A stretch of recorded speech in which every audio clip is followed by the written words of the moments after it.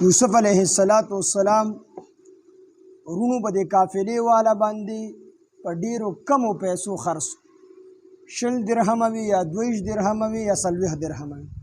په دې باندې یوسف علیہ السلام خرڅ کو په دې خپل ورونو قافلې والا باندې نو دې قافلې والا ته دا خبر وکړه دا غلام تختیدونکی دی او دې ډېر چلناک دی وي اسې نه دی درنه وتښتي نو دا یوسف علیہ السلام وتړی په دې اوښ باندې ځکه دې ټوپ وي نو چې دې وتښتي نو د سره بیا څه کوی نو دې ځان سره تړلی بوځي یوسف علیہ السلام په اوښ باندې وتړو او دا وروڼه ورسره وروستو روان دي مصر ته او د دې په زړه کې دا خلا ده چې هسې نه دا یوسف علیہ السلام د دې اوښ نه راټوپ کړي راوتښتي یا دې ته څه په لاره باندې جړه پریاد انګولا وکړي او د دې په زړه اوس وځي دي راپرېږدي او راشي پلار ته الوي نو زموږ هغه ټول خواري به چې کوم دی اوبه ووسي موږ به د خپل پلار مخکې ملامته شو نو د دې یارې نه ورسره دا 10 واړه وروڼه د قافلې سره روان دي مصر ته او دې ته یوسف علیہ السلام په لار روان دي په اوښ ته پاسه دي او دې ته په اشاره باندې وي چې ګورې ال نه وی که نه الالو دي خو دې ال ووې نو الالو دي او دغه ټایم کې د یوسف علیہ السلام عمر تقریبا 2 کاله دی ماشوم دی نو دا وروڼه ورسره روان دي یوسف علیہ السلام په اوښ باندې ناست دی دې تړلی دی په اوښ باندې او دې بار بار ورته په سترګو کې وایي چې ګورې ال ونه وایي خو ال دې ووایي نو بیا دې الالو دې وی کو دې قافلې والا ته ووایي چې یاره زه د دې ورور یم او دې پلار به ما سره محبت کو د هغې وجې دې زه کوهي ته غورځولی وم پوره واقعه ورته بیان کړي نو د دې په زړه اوس وځي نو راپرې به دي یا دا کو چېرې په لاره باندې بل چا ولیدو نو خلکو خو پېژندو یعقوب علیه السلام نو کو خلک یې وپېژني چې دا د یعقوب علیه السلام زوی دی خلک دې قافلې والا ته ووایي چې تاسو آزاد سړی غلام کړی دی نو دوی به یې راپرېږدي نو واپس به راشي پلار ته به ټوله کیسه وکړي نو د دې یارې نه ورسره دا 10 واړه وروڼه روان دي مصر ته قافله مصر ته روانه ده کسان د قافلې هم روان دي دوی ورسره هم روان دي تر دې پورې چې قافله دا مصر ته ورسېدله او په مصر کې په یوسف علیہ السلام خلکو خبرونه ورکړل چې د مصر چې یوې قافلې یو ښایسته غلام راوستی خو ډېر بهترین غلام دی ډېر زیات ښایسته غلام دی خلک راتلل او بولای به لګېدلې اخره کې عزیز مصر چې دا وزیر خزانه او د ده نوم قفطیر چې کوم دی مفسرین لیکي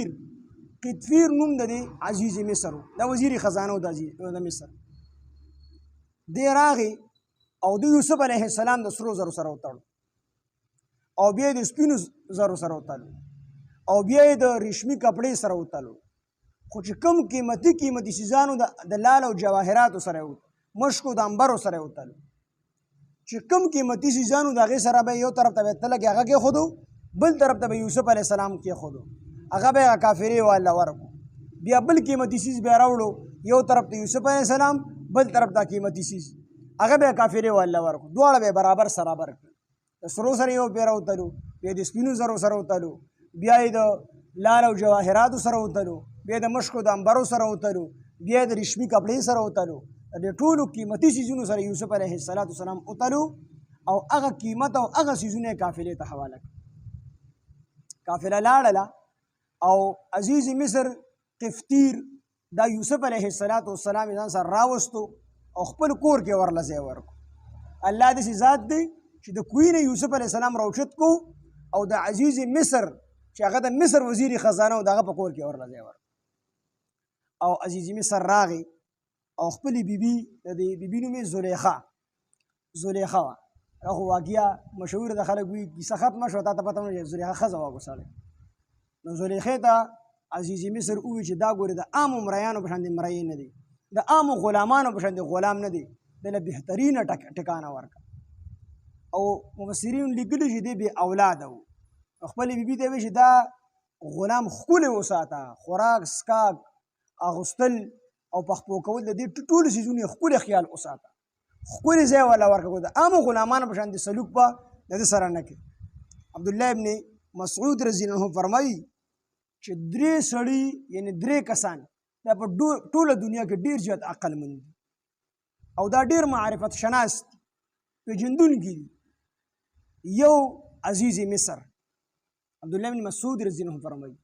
او د ده باره کې نبی علیه السلام فرمایي تاسو قرآن زده کوئ نو څلورو کسانو نه زده کوئ. یو پکې عبدالله بن مسعود رضی الله عنه چې نبی علیه السلام حکم کړی تاسو قرآن زده کوئ د ده نه زده کوئ. نو دی فرمایي چې په ټوله دنیا کې درې کسان عقلمند دي، ډېر عقلمند دي. یو پکې عزیز مصر دی چې د یوسف علیه السلام د مخکې نه وپېژن چې دا د کمال سړی دی. دویم یې دغه د شعیب علیه السلام لور چې کله موسی علیه السلام قبطي مړ کو او دی لاړو د هغې کوی نه اوبه راخېجولې، نو د